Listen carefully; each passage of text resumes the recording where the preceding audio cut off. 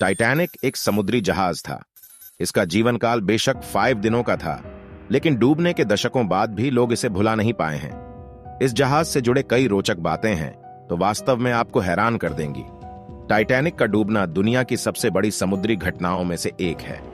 भले ही इसका जीवन काल कुल 5 दिन का था, लेकिन डूबने के दशकों बाद आज भी लोग इसे भूल नहीं पाए।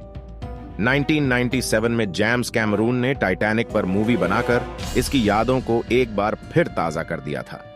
फिल्म में टाइटैनिक के शुरू होने से लेकर इसके डूबने तक की पूरी वास्तविक घटना को चित्रित किया गया था। वीडियो में आगे बढ़ने से पहले जो अपने माँ से प्यार करता है वही सब्सक्राइब करेगा।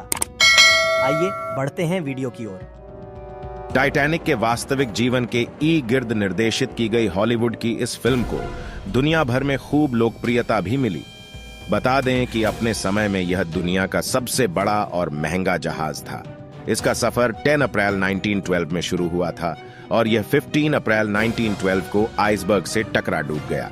हालांकि इसमें करीब 15-17 लोगों की मौत हो गई थी। इसी तरह आपने टाइटैनिक के बारे में आपने कई बातें सुनी और पढ़ी होंगी, लेकिन आज हम आपको इस जहाज के बारे में ऐसे रोचक तथ्य बताने जा रहे हैं जिसे सुनकर आप हैरान रह जाएंगे। आपको जानकर हैरत होगी, लेकिन जहाज इतनी बुरी तरह से क्षतिग्रस्त हुआ था कि दूर दूर तक इसका मलबा नहीं मिला। इसका मलबा ढूंढने में करीब 73 साल लग गए। 1 सितंबर 1985 को वैज्ञानिक जीन लुई मिशेल और डॉ रॉबर्ट ब्लार्ड ने जहाज के अवशेषों का पता लगाया था। आपको जानकर हैरत होगी, लेकिन जहाज इतनी बुरी तरह से क्षतिग्रस्त हुआ था कि दूर दूर तक इसका मलबा नहीं मिला। इसका मलबा ढूंढने में करीब 73 साल लग गए। 1 सितंबर 1985 को वैज्ञानिक जीन लुई मिशेल और डॉ रॉबर्ट ब्लार्ड ने जहाज के अवशेषों का पता लगाया था।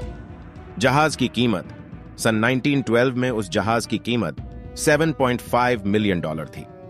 इससे भी दिलचस्प बात यह है कि जेम्स कैमरून द्वारा बनाई गई फिल्म का बजट $200 मिलियन तक पहुंच गया था। टाइटैनिक जहाज बहुत ही लग्जरी और मॉडर्न स्टाइल का था। इसका इंटीरियर देखने लायक था। शायद आपको नहीं पता होगा, लेकिन जहाज के अंदर का इंटीरियर लंदन के एक होटल दी रिट्ज से इंस्पायर्ड था। यह होटल आज भी है। अगर आप टाइटैनिक का अनुभव लेना चाहते हैं तो जीवन में एक बार लंदन के इस होटल में जरूर विजिट करें। टाइटैनिक का सफर शुरू होने के समय कुल 2200 लोग इसमें सवार थे। 2200 में से लगभग 1500 लोगों ने अपनी जान गंवाई, जबकि 700 लोग डूबने से बच गए। हालांकि कई लोगों का मानना है कि जहाज पर 2200 से ज्यादा लोग थे। ऐसे में मरने वालों की संख्या 1500 से ज्यादा हो सकती है।